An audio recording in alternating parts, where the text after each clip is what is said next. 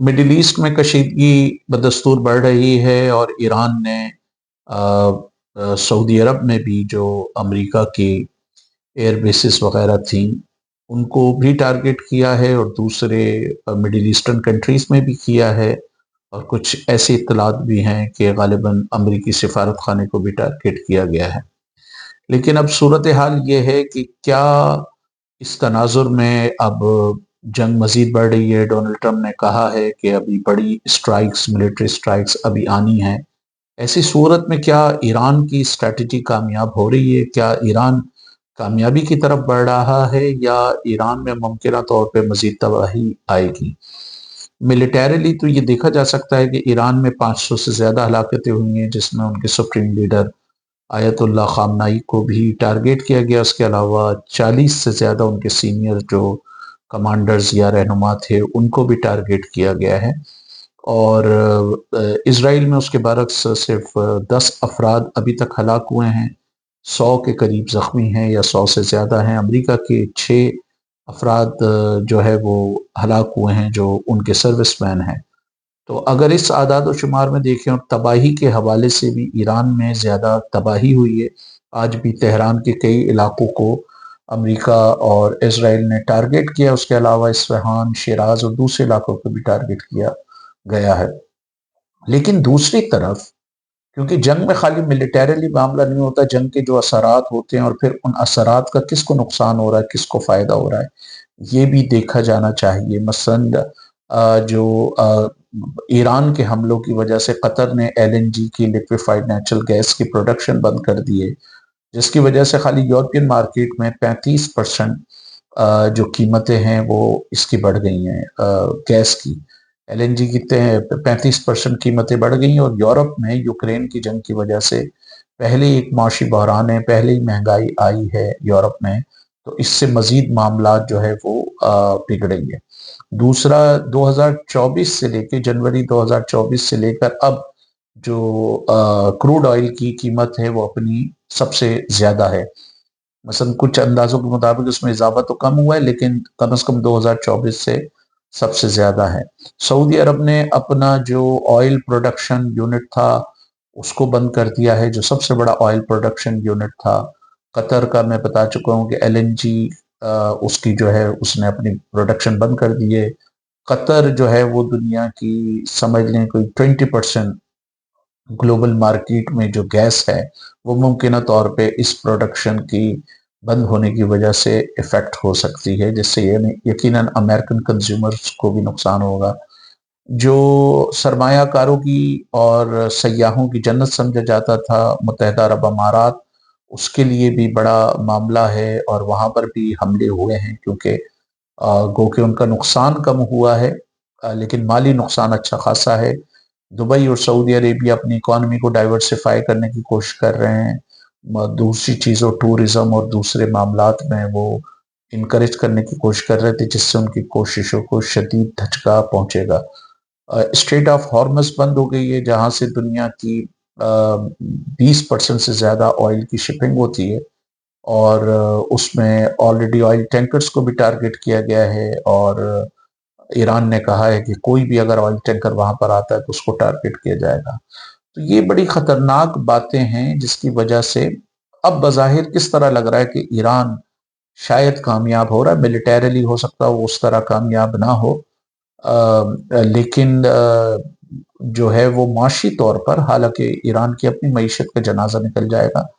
लेकिन माशी तौर पर वो इस तरह कामयाब हो रहा है कि यूरोप में अगर महंगाई हुई तो जो यूरोप के मगरबी, जो अमेरिका के मगरबी इत्तेहादी हैं, अमेरिका, बरतानिया, फ्रांस, जर्मनी, इटली वगैरह, वो फिर डोनाल्ड ट्रंप पर ये मुमकिन तौर पर दबाव डाल सकते हैं, जब उनकी अपनी मार्केटों में एलएनजी होगी और आवाम में इस तरह भी कैफियत बढ़ेगी, तो वो उस पर दबाव डाल सकते हैं। इसी तरह सऊदी अरब, कतर, मुत्तहदा अरब अमारात, बहरीन, इन ममालिक का अमरीका पे बड़ा असर रसूख है, क्योंकि इनकी बड़ी वहाँ पर इन्वेस्टमेंट है। अगर इस तरह सऊदी अरब की मईशत मुतासर होती रही, कतर की मईशत मुतासर होती रही, मुत्तहदा अरब अमारात की और बहरीन की मईशत मुतासर होती रही, तो कभी इम्कान यह है कि ये मुल्क फिर जाएं और अमरीका को सीज़ फायर पर मजबूर करें। اور بنیادی طور پہ ایران کا جو ابھی مطمع نظر ہے وہ سیز فائر ہے کہ کسی طرح سیز فائر ہو، وہ کہ ایران مختلف ڈائریکشن میں میزائل پھینک رہا ہے، لیکن اس کے میزائل کی تعداد جو اسرائیلی انٹیلیجنس اور امریکی انٹیلیجنس کے مطابق وہ تقریباً 2000 یا اس سے کچھ زیادہ ہے۔ لیکن کچھ لوگ ناقدین کا خیال ہے کہ یہ جو اعداد و شمار تھے یہ گزشتہ جو 12 دن کی جنگ تھی یہ اس کے تھے، اس کے بعد یقیناً ایران حالت امن میں رہا ہے تو اس نے مزید اس کی پروڈکشن کی ہوگی، اور موجودہ جنگ کا خطرہ ہر وقت ہی منڈلا رہا تھا تو لازم بات ہے اس نے اس طرح کی کوششیں کی ہوں گی۔ تو بظاہر یہ نظر آ رہا ہے کہ معاشی میدان میں ایران کامیاب ہوتا ہوا نظر آ رہا ہے۔ اب یہ جنگ مزید کس طرف ڈائریکٹ جا سکتی ہے، اس کے حوالے سے ڈونلڈ ٹرمپ نے بڑی ایمبیگوئٹی رکھی ہے۔ اس نے آج جو پریس کانفرنس کی ہے تو اس میں کہا ہے کہ ہم ایران کی نیوی کو ڈیسیمیٹ کریں گے، اس کے میزائل بنانے کی صلاحیت کو ختم کریں گے، اور اس کی صلاحیت کو ختم کریں گے کہ وہ پراکسیز کو جو ہے وہ سپورٹ نہ کر سکے، جو امریکہ اور اس کے اتحادیوں کو وہ کریں۔ تو اس کا ایک مطلب یہ ہے کہ ڈونلڈ ٹرمپ نے ایک راستہ کھول دیا ہے کہ بھئی کل ہو سکتا ہو وہ کہے کہ ہم نے کچھ ان کے لیڈرز مار دیے ہیں، ان کی نیوی کو تباہ کر دیا ہے اور ان کی صلاحیت ختم کر دی ہے کہ پراکسیز کو سپورٹ کریں، سو دیئر فور ہم جو ہے وہ جنگ کو جو ہے ختم کریں، جنگ کے مقاصد اچیو کریں گے۔ لیکن دوسری طرف اس نے گراؤنڈ ٹروپس کو بھیجنے کی بھی پاسبلٹی کو رول آؤٹ نہیں کیا۔ اب یہاں پر یہ بات اہم ہے کہ امریکن انٹیلیجنس تو کہہ رہی ہے کہ ایران جو ہے وہ کوئی فوری طور پہ امریکہ کے لیے خطرہ پیدا نہیں کر سکتا تھا، اور دوسری طرف بینجامن نیتن یاہو اسرائیلی پرائم منسٹر نے کہا کہ وہ 40 سال سے یہ خواب دیکھ رہے تھے کہ ایران میں رجیم چینج کی جائے، اور اس کے لیے جو ہے وہ اب ان کا یہ خواب امریکہ کی مداخلت کی وجہ سے پورا ہو گیا۔ تو یہ ایک بڑا مسئلہ ہے، لازم بات ہے کہ رجیم چینج کے لیے اگر امریکہ گراؤنڈ ٹروپس کے بغیر وہ ممکن نہیں ہے، اور ابھی 6 ہی سروس مین امریکہ کے جو ہلاک ہوئے ہیں، اگر یہ ہلاکتیں بڑھتی ہیں تو پھر ڈونلڈ ٹرمپ پر بہت زیادہ پریشر پڑے گا۔ لیکن جو معاشی صورتحال ہے، جس طرح سعودی عرب کی معیشت متاثر ہو رہی ہے، قطر، بحرین، متحدہ عرب امارات کی معیشت متاثر ہو رہی ہے، اسٹریٹ آف ہارمز کے بند ہونے سے یورپ اور امریکہ میں مہنگائی کا ایک طوفان آ سکتا ہے، تیل کی قیمتیں آسمان کو چھو سکتی ہیں، گیس کی قیمتیں بہت زیادہ بڑھ سکتی ہیں، انویسٹمنٹ دبئی اور دوسرے ممالک میں متاثر ہو سکتی ہے۔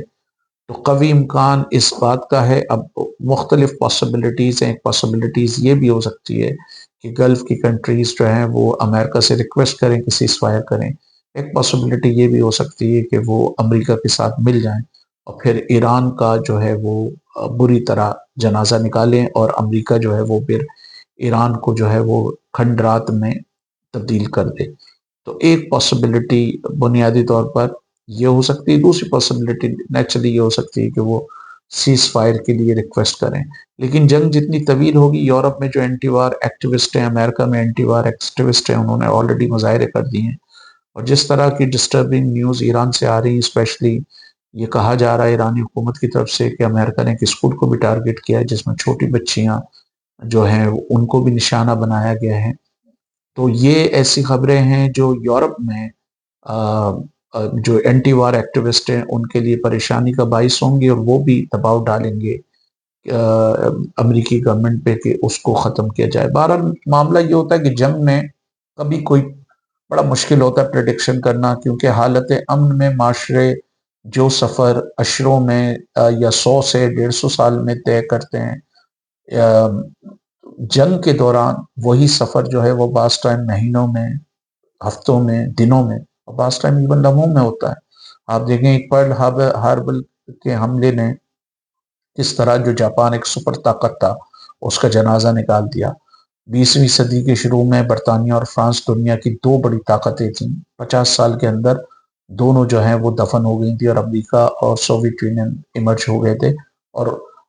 جو اس کے سب سے اہم فیکٹرز تھے وہ پہلی اور دوسری جنگ عظیم تھی۔ اسی طرح 16ویں صدی میں 16ویں صدی میں اور 15ویں صدی کے اینڈ میں پورچگال اور اسپین جو ہے وہ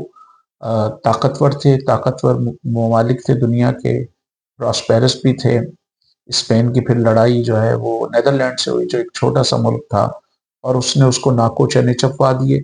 اور نہ صرف اس کو متاثر کیا بلکہ برازیل کو ہی متاثر کیا، اور خود پھر نیدرلینڈ ایک سپر پاور کے طور پہ ایمرج ہو گیا۔ پہلی دفعہ جب جاپان نے رشیا کو شکست دی 1905 میں، تو کسی کے خواب و خیال میں بھی نہیں تھا کہ ایک ایشین ملک کسی یورپین ملک کو شکست دے سکتا ہے۔ اس سے بڑے وہ ہوئے تھے۔ تو اسی طرح ایران کا یہ ٹھیک ہے کہ امریکہ، ڈونلڈ ٹرمپ نے جس طرح اشارہ دیا کہ ابھی بڑی ملٹری سٹرائکس ہوں گی، تو دیر از اے پاسبلٹی کہ وہ ایران کو ریڈیوس کریں کھنڈر میں۔ لیکن اگر گراؤنڈ ٹروپس امریکہ اتارتا ہے اور گوریلا وار ہوتی ہے، تو اس میں امریکہ کو اچھا خاصا جانی نقصان ہوگا، اور امریکہ کو ہزیمت کے ساتھ اگر ایران سے بھی نکلنا پڑا تو امریکہ کا جو ایک امپیریل پوسچر ہے وہ بہت زیادہ متاثر ہوگا۔ تو ملیٹریلی تو بظاہر اگر ایران کو سر دست شکست ہوتی ہوئی بھی نظر آئے، لیکن معاشی فرنٹ پر جس طرح اس نے یورپ کے لیے، سعودی عرب کے لیے، امریکہ کے لیے مشکلات پیدا کرنے کی ہیں، اور مزید جو مشکلات بڑھیں گی، اس سے بظاہر یہ لگ رہا ہے کہ ایران کی اسٹریٹجی کامیاب ہوتی ہوئی دکھائی دے رہی ہے، اور قوی امکان یہ ہے کہ گلف کے کنٹریز اور دوسرے ممالک ڈونلڈ ٹرمپ پر پریشر ڈالنے کی کوشش کریں۔ وہ پریشر کہاں تک کامیاب ہوتا ہے، اٹ کانٹ بی پریڈکٹڈ۔ پریشر ڈالنے کی کوشش کریں کہ کسی نہ کسی طرح امریکہ جو ہے وہ سیز فائر کی کوشش کرے۔